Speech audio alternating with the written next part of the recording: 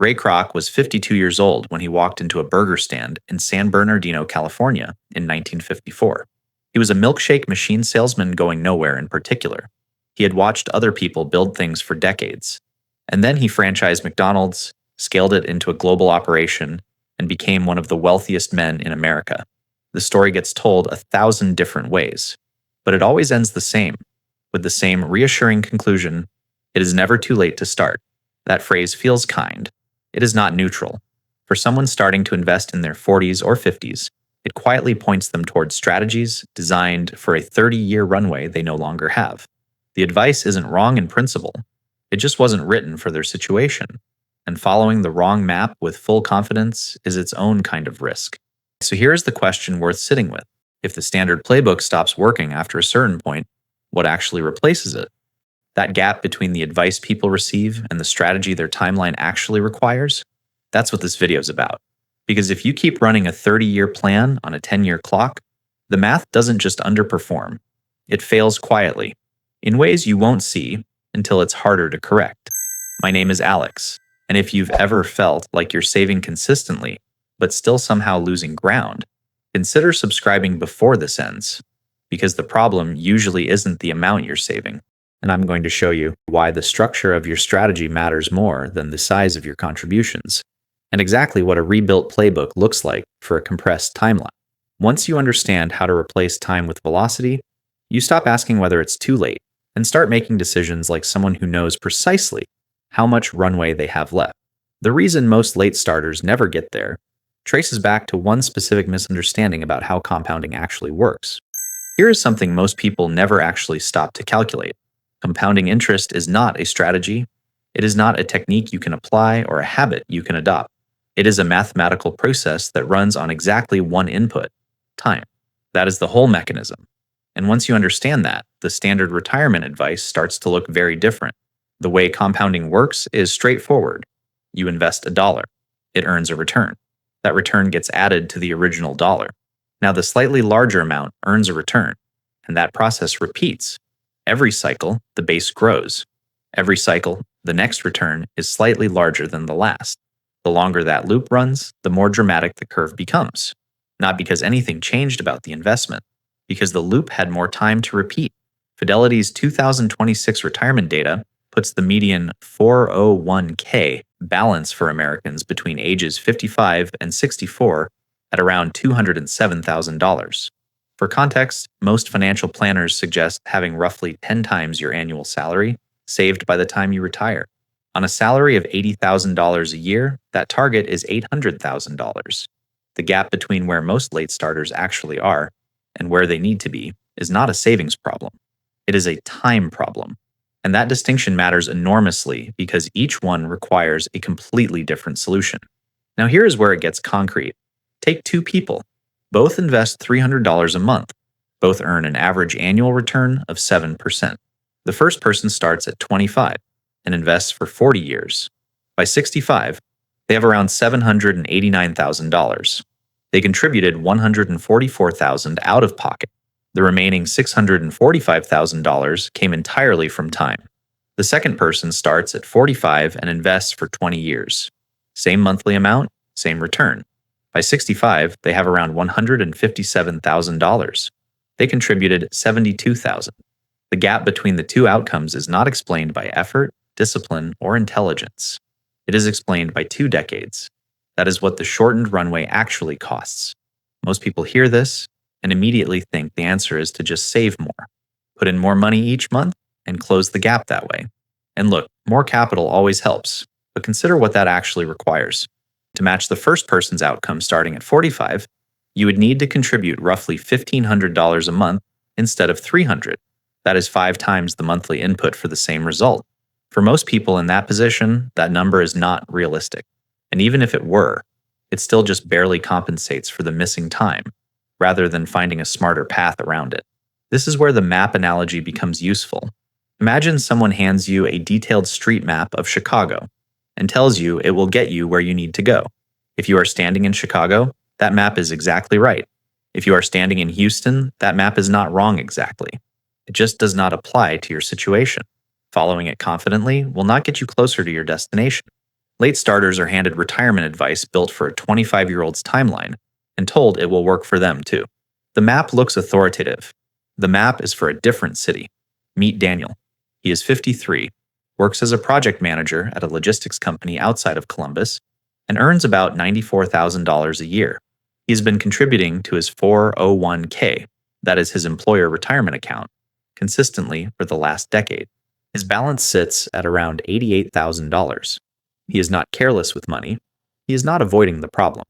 He just started late, life got in the way, and the advice he kept receiving was built for a timeline he never had. The standard playbook tells Daniel to stay the course, diversify broadly, and let time do the work. But time is the one thing Daniel cannot manufacture more of. So if time is fixed, the question stops being how to get more of it. It becomes something else entirely.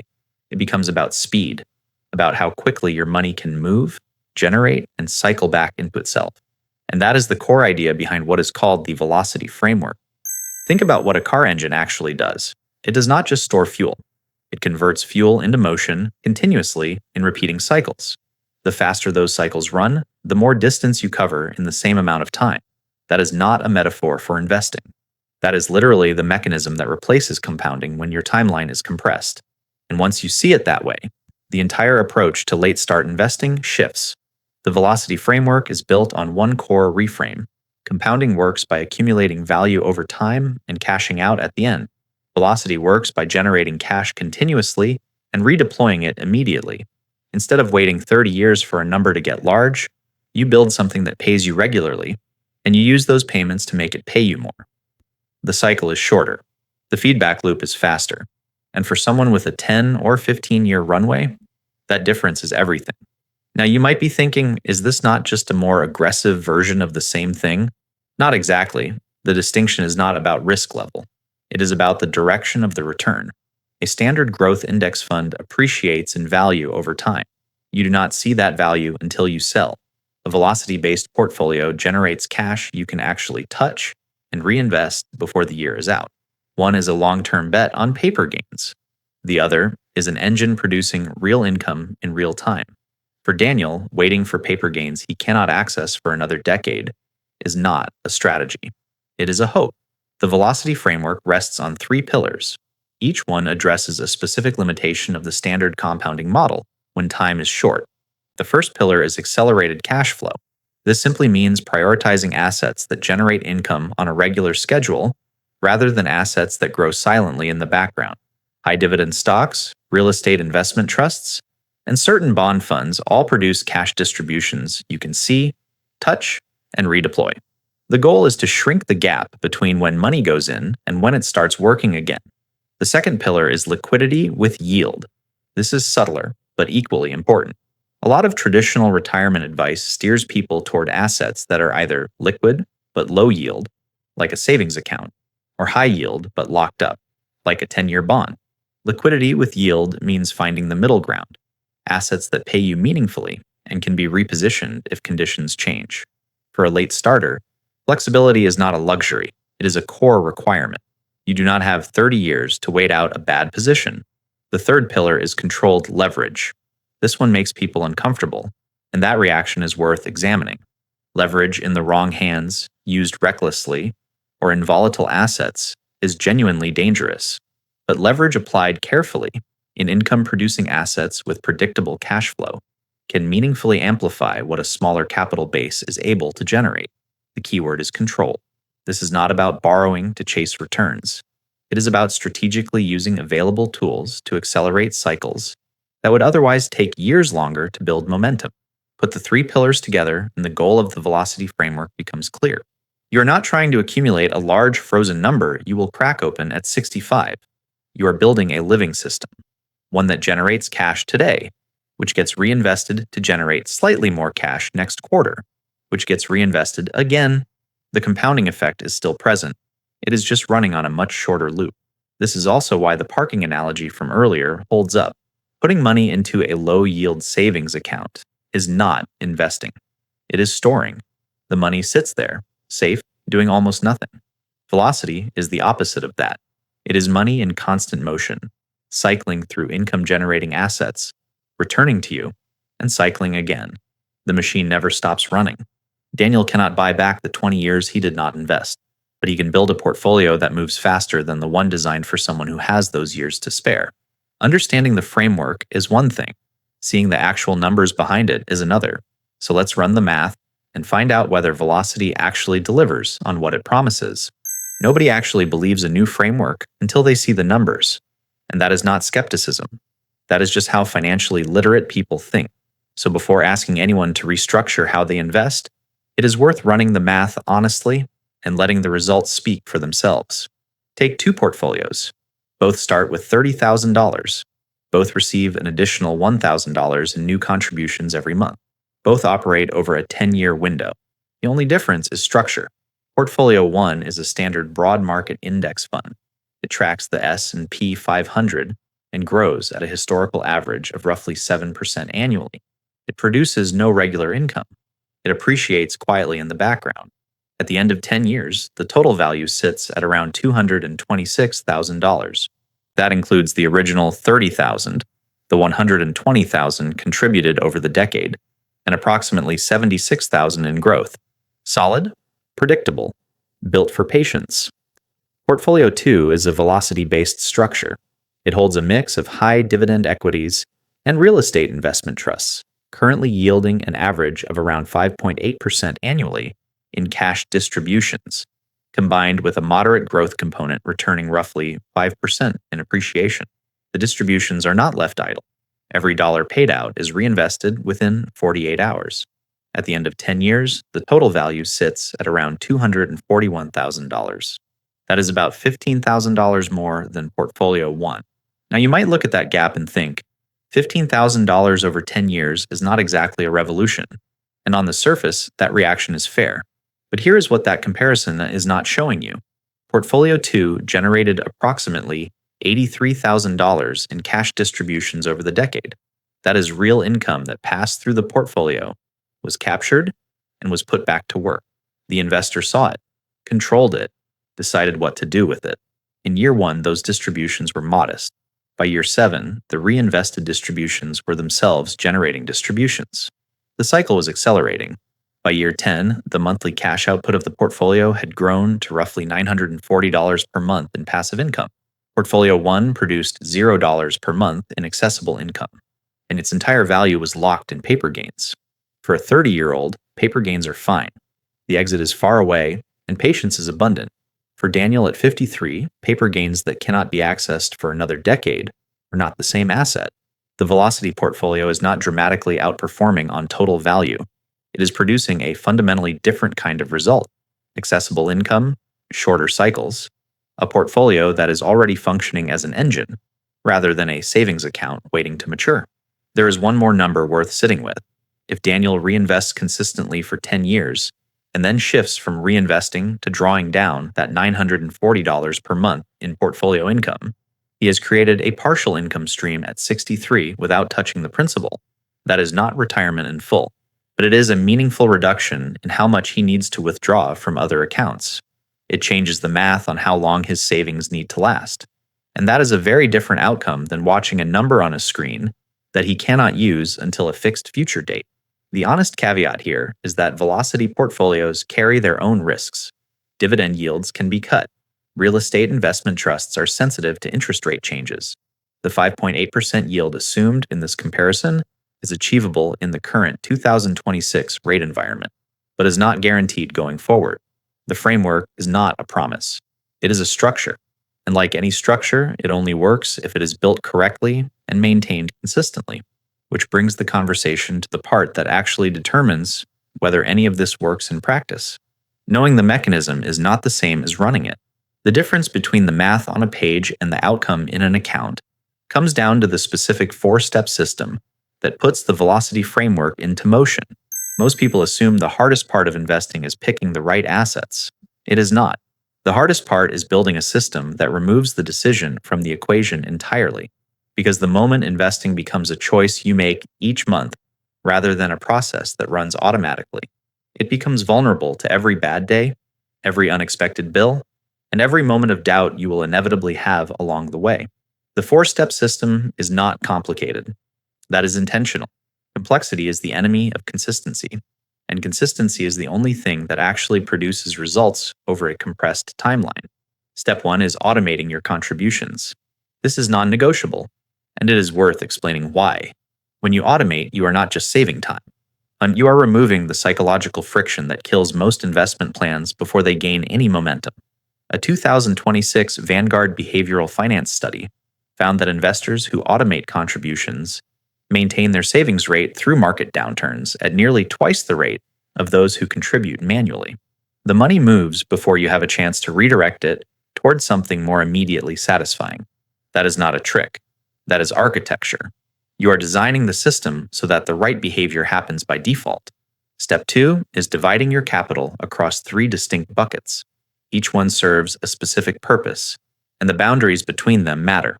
The first is the safety bucket. This is your emergency fund, 3 to 6 months of living expenses, held in a high-yield savings account currently returning around 4.6% annually in the 2026 rate environment. This bucket does not participate in the velocity framework. Its job is to exist. Without it, one unexpected expense forces you to liquidate investments at the wrong moment, which is exactly how disciplined plans unravel. The second is the growth bucket. This is your broad market exposure. Low-cost index funds tracking the S&P 500, or the total market. This portion of the portfolio grows quietly in the background and provides stability. It is not the engine of your velocity strategy. It is the ballast that keeps the overall portfolio from becoming too reactive to short-term income fluctuations. The third is the acceleration bucket. This is where the velocity framework actually lives. High dividend equities, real estate investment trusts, and select income-focused, exchange-traded funds. Assets chosen specifically because they generate regular cash distributions you can capture and redeploy. For a late starter, this bucket deserves a meaningfully larger allocation than conventional advice would suggest. Not because it is riskier, but because it is doing the specific job that the timeline requires. Step 3 is reinvesting every distribution within 48 hours. This is the heartbeat of the entire system. Every dividend, every REIT distribution, every interest payment goes back into the acceleration bucket immediately. Not at the end of the month. Not when you remember. Within 48 hours. Idle cash is not neutral. In a velocity portfolio, cash sitting uninvested is a cycle that did not run. Over 10 years, the cumulative cost of delayed reinvestment is not trivial. It is the difference between the engine accelerating and the engine idling. Step 4 is a quarterly review. Not monthly, not daily, quarterly. The goal of the review is narrow and specific. Check that allocations are still in line with the 3-bucket structure. Confirm that distributions are being reinvested correctly. Assess whether any individual holding has materially changed its yield profile. That is the entire agenda. This is not the moment for reacting to market headlines or second-guessing the framework. It is a maintenance check, not a reinvention. Now check back in on Daniel 3 years into running this system. His acceleration bucket is generating around $380 per month in distributions, all of which are cycling back in automatically. And his total portfolio has grown from $30,000 to just over $104,000. He is not wealthy yet, but something more important has happened. The trajectory is clear, and the momentum is real. He is no longer guessing. He is operating a system he understands and can see working in measurable increments. The system handles the mechanics. But there is a layer underneath all of this that the system cannot fix on its own. And it is the layer that quietly determines whether most late starters ever actually follow through. That layer is the mental game. There is a pattern that shows up consistently among late starters, and it has nothing to do with income or market conditions or the quality of their investment choices. It is a psychological pattern, and it is worth naming directly because it sabotages more retirement plans than any bad stock pick ever could. When people feel behind, they do not just feel anxious, they feel exposed, like a mistake has been made that the rest of the world can see. And that feeling does not produce calm, disciplined investing. It produces one of 2 responses, either paralysis, where nothing happens because every option feels inadequate, or overreach, where something reckless happens because the scale of the gap feels too large to close any other way. Neither response builds momentum. Both of them make the situation worse. And the first trap that catches late starters is the high return shortcut. This is the meme stock, the speculative crypto play, the option strategy a colleague swears by. The logic feels sound in the moment. The gap is large, the timeline is short, so the return needs to be large too. That reasoning is not entirely wrong. But here is what it leaves out. High return opportunities almost always carry high variance. And high variance on a small capital base, with a compressed timeline and no room to recover, is not aggressive investing. It is gambling with money you cannot afford to lose. A 2026 FINRA Investors Survey found that adults over 50 who experienced a significant speculative loss took an average of 4.3 years to return to their previous portfolio value. 4 years on a 10-year runway is not a setback. Nearly half the plan is gone. The second trap is what might be called the windfall wait. This is the quiet, half-conscious strategy of holding off on serious investing because an inheritance seems likely, or a home sale is coming, or a bonus feels imminent. The logic is that a large lump sum will solve the problem more cleanly than small, consistent contributions ever could. And lump sums do help, but waiting for one is not a strategy. It is a postponement dressed up as a plan. The people who wait for the windfall and the people who build the system are not playing the same game. One is hoping for a shortcut. The other is building something that compounds regardless of whether the shortcut ever arrives. Underneath both of these traps is the same root cause: shame. The quiet, persistent feeling that starting late is a character flaw rather than a circumstance. That feeling is worth examining because it is doing real financial damage. Shame pushes people toward shortcuts because shortcuts feel like they might erase the evidence of the delay. Shame makes people avoid looking at their account balances because the numbers feel like a verdict. Shame is the reason a lot of late starters know exactly what they should be doing and still do not do it. The antidote is not motivation. Motivation is temporary and unreliable. The antidote is a specific reframe. The question is not how much time has been lost. The question is how many investment cycles remain. A 55-year-old has approximately 120 quarterly reinvestment cycles between now and age 85. That is 120 moments where distributions can be captured, redeployed, and compounded forward. That is not a consolation prize.